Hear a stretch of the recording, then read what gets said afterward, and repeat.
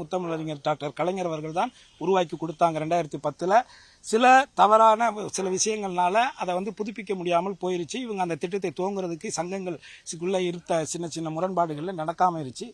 அதை மீண்டும் தமிழக முதல்வரிடத்தில் வலியுறுத்தி துணை முதலமைச்சரிடத்தில் கவனத்துக்கு கொண்டுட்டு போய் தொடர்ச்சியாக எங்களுடைய கோரிக்கையை நாங்கள் வலியுறுத்திட்டு இருந்தோம். அதை ஏற்று இன்றைக்கு துணை முதலமைச்சர் அவர்கள் நிர்வாகிகள் அனைவரையும் அழைத்து இன்றைக்கு அதே அந்த அரசாணையை இன்றைக்கு 99 வருடத்திற்கான அந்த அரசாணையை எங்களுக்கு வழங்கியிருக்காங்க. அது மட்டுமல்லாது இந்த திட்டத்தை உடனடியாக நீங்கள் துவங்குங்க, நானே அதை துவக்கி வைக்கிறேங்கிற உத்தரவாதத்தையும் கொடுத்திருக்காங்க. இது நிச்சயமாக இந்த திராவிட முன்னேற்ற கழகத்தினுடைய இந்த ஆட்சிக்கும் முத்தமிழறிஞர் கலைஞர் எப்படி இந்த திரையுலகத்திற்காக பல காரியங்களை செஞ்சிருக்காங்கிறது யாரும் மறுக்க முடியாது. அதை தொடர்ச்சியாக இன்றைக்கு துணை முதலமைச்சரோ அவருக்கு சினிமா தெரியும், அவர் சினிமாவில் நடிகராக இருந்திருக்காரு, தயாரிப்பாளராக இருந்திருக்காரு. ஸோ அது எல்லாருக்கும் நிறைய படங்களை தயாரிச்சிருக்காரு, நிறைய டெக்னீஷியன் உருவாக்கியிருக்காரு. அந்த அடிப்படையில் இந்த ஒட்டுமொத்த தொழிலாளர்களுடைய நலன் மீது அக்கறை கொண்டு இதை உடனடியாக எங்களுக்கு அந்த அரசாணையை இன்னைக்கு வழங்கி நான் துவக்கி வச்சிருக்கேன்னு சொல்லியிருக்காரு. இது ஒட்டுமொத்தமாக குறைந்தபட்சம் ஒரு 50,000 பேருக்கு மேலாக இதில் பயனடைவதற்கான வாய்ப்பு இருக்கு. அந்த தருணத்தில் இந்த ஒட்டுமொத்த தமிழ் திரையுலகத்தில் இருக்கக்கூடிய அனைத்து சங்கத்தின் சார்பாகவும், அனைத்து தொழிலாளர்கள் சார்பாகவும், அனைத்து குடும்பத்தாரின் சார்பாகவும் மாண்புமிகு தமிழக முதல்வர் அவர்களுக்கும் மாண்புமிகு துணை முதலமைச்சர் அவர்களுக்கும் எங்களுடைய நெஞ்சார்ந்த நன்றியை நான் தெரிவிச்சுக்கிறேன். எவ்வளவு பேர் பயன்படுவாங்க? ஏன்னா உங்க இண்டஸ்ட்ரியில இத்தனை சங்கம் இருக்கு, 5 சங்கம் இருக்கு, ஒரு சேர்ந்து இருக்கிறது லட்சக்கணக்கான பேர் இருப்பாங்க. எல்லாரையும் அதுக்குள்ள அகாமடேட் பண்ண முடியுமா? ஏன்னா 90 ஏக்கர்ன்றது போது எல்லாரும் எப்படி பண்ண போறீங்க? என்ன திட்டம்? இதுக்கு ஒரு விரைவான திட்டங்கள் நிறைய இருக்கு. அதுல குறிப்பா இப்போ உடனடியாக பெப்சி தொழிலாளர்கள் சார்பாக உடனடியாக இப்போ ஒரு 6000 வீடுகளை கட்டுவதற்கான வேலைகளை ஆரம்பிக்க போறாங்க. இப்போ இதுல பிரையாரிட்டி பிரகாரமும் அதே மாதிரி பொருளாதார ரீதியாக ரொம்ப பின்தங்கி இருக்கக்கூடியவர்களாகவும் நம்ம செலக்ட் பண்ணி தான் அதுக்கான தகுதியானவர்களா. ஏன்னா அரசு இப்படி ஒரு திட்டத்தை வழங்கி இருக்கிறதோட நோக்கம் வசதி படைத்தவர்களுக்கான இது திட்டம் இல்லை. இதே துறையில் இருக்கக்கூடிய நலிந்த ஒரு வீடு என்பது பல கோடான கோடி மக்களுடைய ஒரு மிகப்பெரிய கனவாக இருக்கக்கூடிய இந்த தருணத்தில் அந்த திட்டத்தை அவங்க மனசில் வச்சு தான் இதை கொடுத்துருக்காங்க. ஆகவே நிச்சயமாக ஒரு நலிவற்ற நிலையில ஒரு இதற்கான பொருளாதார ரீதியாக மிகவும் பின்தங்கி இருக்கக்கூடியவர்களைத்தான் நாங்கள் செலக்ட் பண்ணி தான் இதை செய்வோம். தமிழக அரசியல்ல நீங்களும் தொடர்ச்சியா பயணிச்சுட்டு இருக்கிறீங்க, உங்க அமைப்பும் பயணிச்சுட்டு இருக்குது. எப்படி பாக்குறீங்க இன்னைக்குள்ள காலச்சூழல்ல இந்த தமிழக அரசியல்ல? ஒரு பக்கம் திமுக, இன்னொரு பக்கம் பாஜக இருக்காங்க, அதிமுக இருக்காங்க. இப்படி ஒருத்தருக்குள்ள ஒருத்தர் இந்த கருத்து மோதல்கள், மும்மொழி கொள்கை இதெல்லாம் பார்த்துட்டு இருப்பீங்க. முக்குளத்தூர் புலிப்படை சார்பா என்ன சொல்றீங்க? என்ன அப்சர்வ் பண்ணிருக்கீங்க? முக்குளத்தூர் புலிப்படையின் சார்பாக தமிழர்களுடைய நலன், தமிழ்நாட்டினுடைய நலனை யார் ஒருவர்கள் தூக்கி செல்கிறார்களோ அவர்களுக்கு பின்னாகத்தான் இது செயல்படும். புரட்சித் தலைவி அம்மா அவர்களால் அடையாளம் காட்டப்பட்டவனாக நான் இருந்தாலும் கூட எடப்பாடி அவர்கள் செய்த துரோகத்தின் அடிப்படையில், குறிப்பாக இந்த முக்குளத்தூர் சமுதாயத்திற்கு அவர் இழைத்த துரோகத்தின் அடிப்படையில் தான் நம்ம அதிலிருந்து வெளியே ஏறணும். அதை கடந்து இன்றைக்கு நமது மக்கள், என்னை சார்ந்த என்னுடைய மக்களுக்கான நலன்கள் மீது அக்கறை கொண்ட ஒரு அரசாக இன்றைக்கு திராவிட முன்னேற்ற கழகம் இருக்குது. அதை நான் உறுதியாக நம்புறேன். என்னுடைய சமூகம் சார்ந்த, என்னுடைய இளைஞர்களுடைய நலன் சார்ந்த பல கோரிக்கைகளை நான் மாண்புமிகு துணை முதலமைச்சர் இடத்துல எடுத்து சொல்லியிருக்கிறேன். நிச்சயமாக அதை நான் செய்து கொடுப்பதற்கான உறுதிமொழியை அவர் வழங்கியிருக்காரு.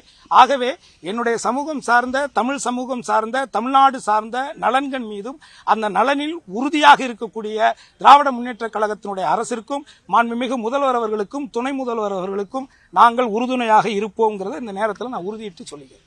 தமிழ்நாட்டில் மும்மொழி கொள்கை அப்படின்ற ஒரு சிஸ்டத்தை கொண்டு வந்தால் நிதி ஒதுக்கணும் மத்திய அரசு சொல்லுது. இன்னொரு பக்கம் தமிழக அரசு நாங்கள் இருமொழி கொள்கையில் உறுதியாக இருப்போம்னு சொல்றாங்க, நிதி கொடுக்க மாட்டேங்குது. இதை எப்படி? இது துரோகம் சார். இது இந்த தேசத்துக்கு செய்யக்கூடிய துரோகம். என்ன இவர் கேட்டா உங்க வீட்டு பணத்தை கொடுக்கறேன்னு கேட்டா அதுல எங்களுக்கு தார்மீக உரிமை இருக்குல்ல. என்னுடைய மக்கள் உழைச்சி சம்பாதிக்கக்கூடிய பணத்துல, வரி பணத்துல இருந்து நாங்க கட்டுறோம். நான் கட்டுறேன். நான் ஒரு நடிகனா நடிச்சு நான் வாங்குற சம்பளத்துல 18% நான் ஜிஎஸ்டி கட்டுறேன். 1 லட்சம் ரூபாய்க்கு 18,000 ரூபாய் நான் வாங்குற 10 லட்சம் ரூபாய் சம்பளத்துக்கு 1,80,000 கட்டுறேன். கிட்டத்தட்ட கடந்த ஆண்டுல 7 படம் நடிச்சிருக்கேன். எவ்வளவு ஜிஎஸ்டி கட்டியிருக்கேன்னு போய் கணக்கெடுத்து பாருங்க. அப்ப நான் கட்டுற பணத்தை திருப்பி என் மக்களுடைய நலனுக்கு கொடு, என் குழந்தைகளுடைய படிப்புக்கு கொடுன்னு கேட்டா நாங்க இந்திய திணிப்போம், நீ இந்திய ஏத்துக்கிட்டா, முன்மொழி கொள்கையை ஏத்துக்கிட்டா நான் பணம் கொடுப்பேன்னு சொன்னா இது எவ்வளவு பெரிய ஒரு இது, எவ்வளவு பெரிய தவறான மும்மொழி கொள்கைன்றதுல ஹிந்தியை நாங்க திணிக்கல. இன்னொரு லாங்குவேஜ் கத்துக்கிறதுக்கு நாங்க மக்களை தயார். அது எங்களுடைய விருப்பம் சார். நாங்க 100 மொழி கூட கத்துக்குவோம். நாங்க 100 மொழி பூரி கத்துக்கிறோம், ராஜஸ்தானி கத்துக்கிறோம், பஞ்சாபி கத்துக்கிறோம், மராட்டி கத்துக்கிறோம். என்ன பிரச்சனை உங்களுக்கு? இந்தியத்தான் கத்துக்கணும்னு என்ன இருக்கு? எங்களுக்கு பிடிச்சா நாங்க கத்துக்க போறோம். நாங்க மொழியை கத்துக்கிறதுக்கு யாரும் இங்க வந்து எதிர்ப்பெல்லாம் தடையெல்லாம் நாங்கெல்லாம் இல்ல.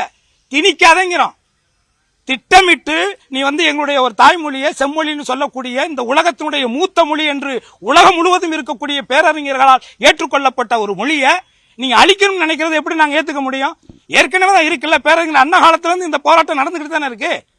அன்றைக்கே இணைப்பு மொழியாக ஆங்கிலம் இருக்கும் பொழுது எதற்கு இன்னொரு மொழின்னு கொடுத்த விளக்கங்கள் எல்லாருக்குமே தெரியுமில்ல உலக மக்களுக்கு. இப்போ அண்ணாமலை வந்து கோ பேக் ஸ்டாலின் அப்படின்ற ஒன்று ட்ரெண்ட் பண்ணிட்டு இருக்கிறாரு, கெட் அவுட் அப்படின்றத சொல்லியிருக்காங்க. எப்படி பார்க்குறீங்க? அதாவது யாரை வேணாலும் சொல்லலாம், என்ன வேணாலும் சொல்லலாங்கிற ஒரு நிலை ஆயிருச்சு. தன்னை பற்றி பேசணுங்கிறதுக்காக ஏதாவது ஒரு காரியங்களை என்ன இப்படி அன்னைக்கு என்ன சிரின்னு சொல்றாரு, 50 லட்சம் குழந்தைகள் படிக்கிறாங்க, ஹிந்தி ஏதோ சொல்றாரு. ஏதாவது ஒரு கணக்கு இருக்கா? ஏதாவது ஒரு உண்மை இருக்கா? வாய்க்கு வர்றதா பேசுறாரு. கடைசியாக அவர் படிச்சவர்னு வேற சொல்றாரு. படிச்சவர் ஏன் இப்படி தப்பா சொல்றாருங்கிறது எனக்கு தெரிய மாட்டேங்குது. அடுத்து ஒரு காவல்துறை அதிகாரியா இருந்து ஒரு கட்சியினுடைய தலைமை பொறுப்புக்கு வந்தவர் அந்த பொறுப்புக்கு தகுந்த மாதிரி நாகரிகமான வார்த்தைகளை பயன்படுத்துங்கிற அடிப்படை அரசியல் நாகரிகம் கூட தெரியாம இருக்கிறாரு. ஒரு உண்மையிலே படிச்சு தான் வந்தாராங்கிறதே கேள்விக்குறியா இருக்க. அடுத்து ஒரு ஐஏஎஸ் ஆபீசரா இருந்துட்டு வந்தவர், ஒரு ஐபிஎஸ் ஆபீசரா படிச்சு வந்தவர் ஒரு கட்சியில வந்து இருக்கக்கூடிய குற்றவாளி லிஸ்ட்ல இருக்கிற ரவுடிகளையும் அந்த மாதிரி குற்ற பின்னணியில் இருக்கக்கூடியவங்களெல்லாம் பொறுப்படுத்தி போடுறாரு. அது அந்த கட்சி எதை நோக்கி, இந்த அடுத்த தலைமுறை எதை நோக்கி அவர் கொண்டுட்டு போறாரு?